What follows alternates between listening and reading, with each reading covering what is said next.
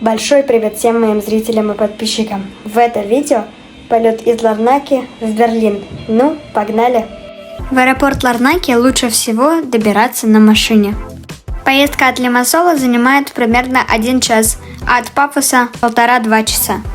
Из столицы Никосии можно доехать примерно за 30-40 минут. На Южном Кипре 2 гражданских аэропорта – Ларнака и Пафос. Оба маленькие, но Ларнака побольше, и там есть телетрапы. Мой вылет в 19:50 и лечу авиакомпанией EasyJet. EasyJet летает и из Ларнаки, и из Пафоса, но из Ларнаки сейчас больше рейсов. Азиатские авиакомпании, кстати, летают только в Ларнаку. Мы уже зарегистрировались онлайн и распечатали посадочные дома, поэтому на стойку регистрации нам идти не надо. Сразу на паспортный контроль, а затем тщательный контроль безопасности. Некоторых людей просили даже снимать обувь. Затем захожу в гигантский магазин Duty Free. Почти никогда в таких магазинах не останавливаюсь. Слева бизнес-зал Scala, который обслуживает пассажиров всех авиакомпаний, кроме авиакомпании Star Alliance. Небольшое ускорение по проходу через Duty Free. И я в чистой зоне аэропорта. Здесь очень мало кафе и ресторанов с высокими ценами. После небольшого фудкорта идет зона с выходами на посадку. Кажется, что их 41, но на самом деле их где-то 20-30. Стоит калибратор ручной клади авиакомпании Jet2. Возможно, вы уже знаете эту авиакомпанию по известным мемам. Меня привлек полностью белый борт. Посмотрел на флайт-радаре, он полетел в Белград. Стоял борт авиакомпании Eurowings. С другой стороны стоит классический A321 British Airways, а также буксирует Airbus A320 авиакомпании Cyprus Airways. Взлетает старенький Boeing 767 авиакомпании DHL. Сразу же за ним садится борт грузинских авиалиний, прилетевший из Тбилиси. Стоял также борт авиакомпании Condor. Не знал, что эта авиакомпания летала к нам на Кипр. А вот так звучит звук при начале объявления в аэропорту. Кстати, это пригласили на посадку моего рейса. Выход номер 21/22, непонятно. Почти сразу же понял, что посадка будет через улицу, но меня это обрадовало. Обожаю вот такой вариант посадки на свежем воздухе, потому что в аэропорту было очень жарко, а тут прохладно, поэтому прекрасно все. Вечерним или даже ночным рейсом в Берлин повезет сегодня Airbus A320, но не Neo, а классический. В салоне шаг кресел средний, а в кармашке кресел инструкция по безопасности, бортовой журнал авиакомпании и пакет, если станет плохо. Место у меня на 6-м ряду, поэтому чувствовал каждой своей точкой, как загружали багаж. Из ниоткуда выходил пар, стандартный компенсат между вентиляцией самолета и горячим воздухом на улице. Нас начали буксировать. Смотрел на сотрудника перрона с огромной завистью. Он так спокойно шел через весь перрон. После буксировки было быстрое руление, а потом мы вырулили на утопающую в огнях взлетно-посадочную полосу номер 22 и начали взлет.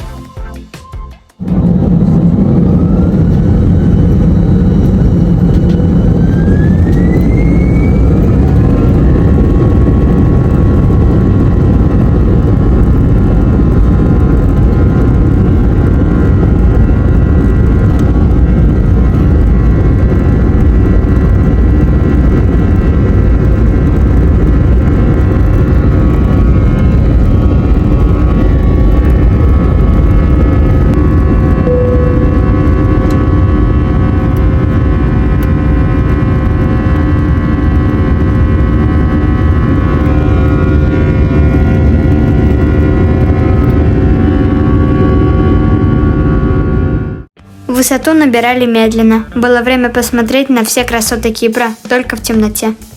Сейчас видно столицу Кипра, Никосию. Спустя час полета бортпроводники выкатили тележку. Они совсем не торопились. До моего ряда, то есть 6-го, тележка дошла спустя 30 минут. Тем временем меня привлек столик. Он был таким маленьким. Из еды все, в том числе и вода, было за деньги. Взял себе пасту, только потому, что не было пиццы. Паста выглядела, конечно, не очень, но на вкус была нормальная. Из кабины пилотов зачем-то вышел капитан, но точно не в туалет. Время полета составило 3 часа 50 минут. Во время полета мы летели над Турцией, Грецией, Болгарией, Сербией, Венгрией, чуть-чуть над Австрией, потом над Чехией и немножко над Германией. Тем временем меня свалило в сон. Проснулся, когда наш самолет уже маневрировал на снижении. Посадку я снимал, но почти ничего не было видно.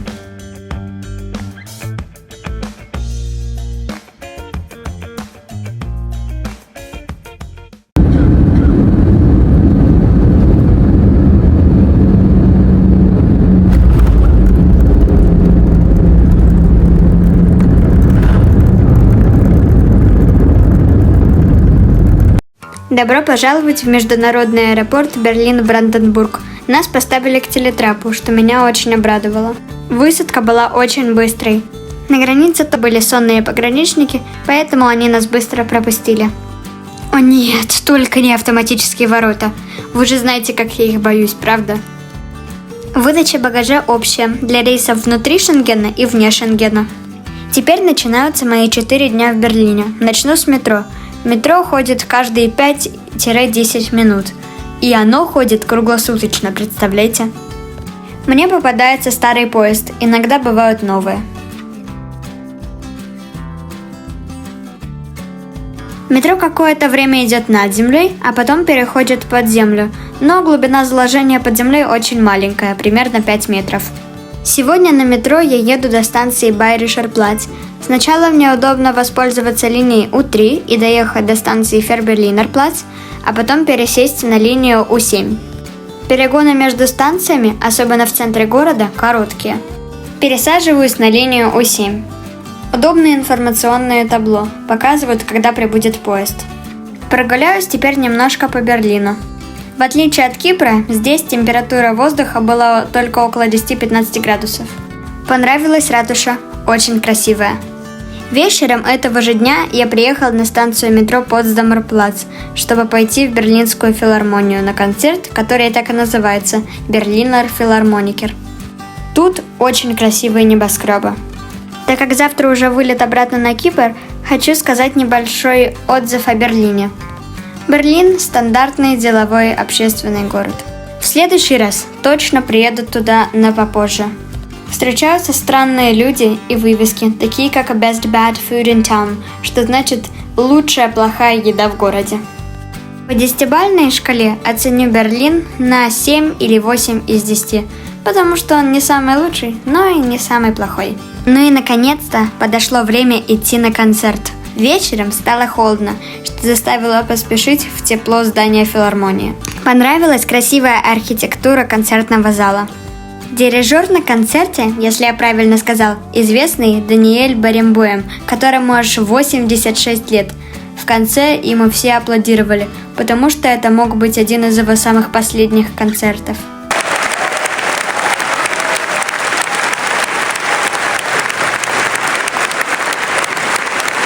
После концерта, когда мы пришли обратно на станцию метро Потсдамер Плац, мы увидели, что началось световое шоу, в которое принимают участие несколько зданий. Выглядело потрясающе.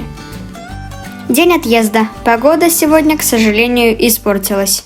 В Берлине только один аэропорт – Берлин-Бранденбург. И национальная авиакомпания Германии Люфтганза, как удивительно, там не базируется. Аэропорт большой, но при этом простой, продуманный и понятный. Для обратного вылета выбрал авиакомпанию Aegean Airlines с почти 6-часовой пересадкой в Афинах. На рейсе Берлин-Афина нас апгрейдили до бизнес-класса. Мы получили место на первом ряду.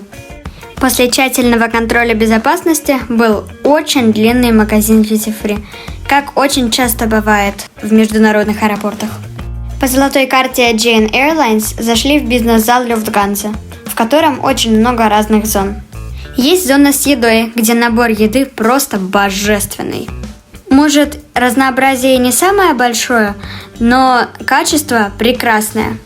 Увидел борт австрийских авиалиний, который прилетел из Вены, столицы Австрии. Долго в бизнес-зале не засиживались, потому что уже настало время посадки на самолет. Заходим на борт. Как я уже сказал, нас апгрейдили до бизнес-класса. Шаг кресел на первом ряду просто бесконечный. Каждому пассажиру предложили вот такую милую конфетку. Была очень вкусной. Бортпроводница предложила приветственный напиток. Взял себе просто воду. Внимательно смотрел за процессом, как отгоняли телетрап. Наконец-то нас начали буксировать. Буксировали не быстро, но со стандартной скоростью. Затем было руление, скорость которого была то быстрая, то медленная. Затем мы вырулили на взлетно-посадочную полосу номер 24 правая и начали взлет. Сейчас как раз время, чтобы показать несколько слов о самолете, на котором лечу. Ну и начали взлет.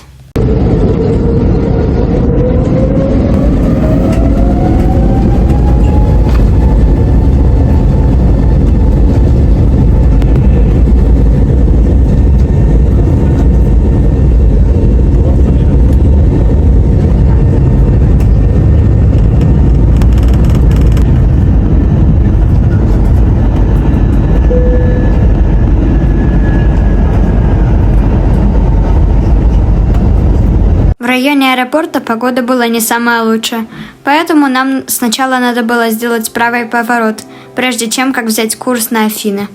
Вскоре после взлета бортпроводники раздали горячие полотенца.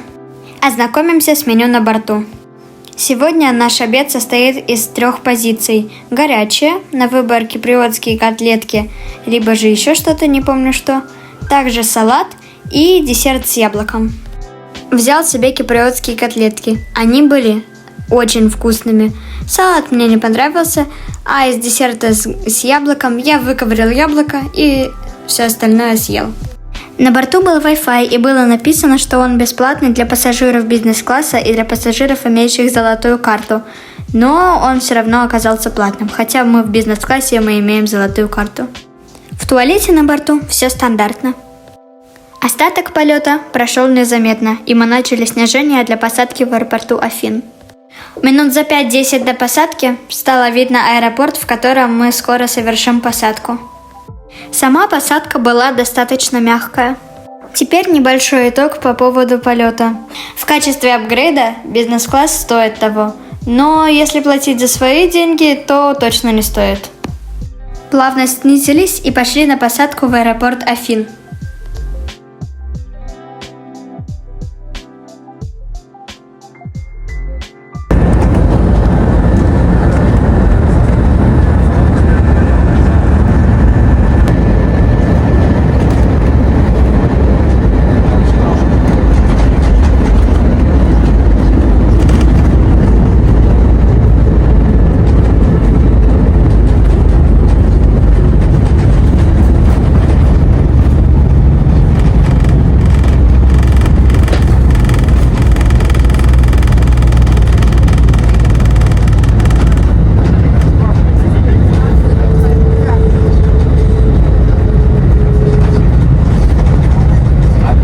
Аэропорт большой, поэтому руление до стоянки заняло как минимум 10 минут. Меня обрадовало то, что нас поставили к телетрапу. Выход из самолета был сразу во внутреннюю зону шенгенских рейсов. Длина нашей стыковки была почти 6 часов, но, к сожалению, был большой страх не успеть на следующий рейс, если поехать в город, поэтому мы решили туда не ехать. Также мы зашли в офис авиакомпании Aegean Airlines для того, чтобы спросить, есть ли места на рейсе пораньше, но нам ответили нет.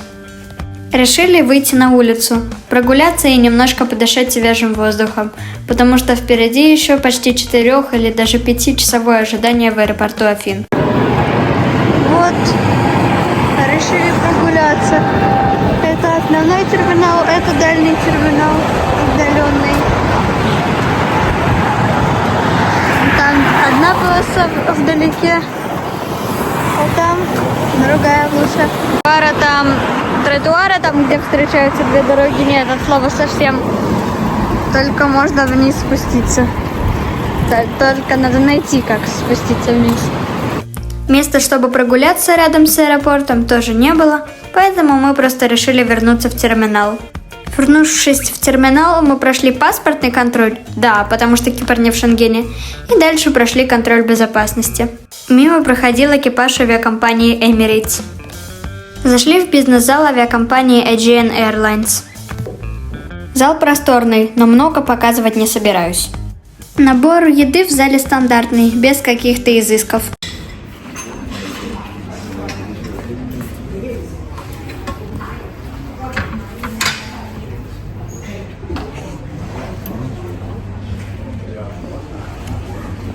Вот что взял себе на ужин. Все-таки сидеть в зале столько времени скучно. Минут за 10 до начала посадки мы начали двигаться в сторону гейта. Сам аэропорт у меня с супер быстрого взгляда показался очень-очень тесным. На посадку нашего рейса пригласили вовремя.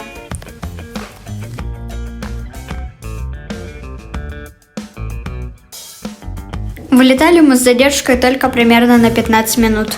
Ждал на этом рейсе какого-то сервиса. Дали холодные макароны, которые на вкус были нормальные, также какой-то батончик и булочку. В Ларнаку мы прилетели точно по расписанию, и дальше нас поставили к телетрапу. Это меня очень обрадовало.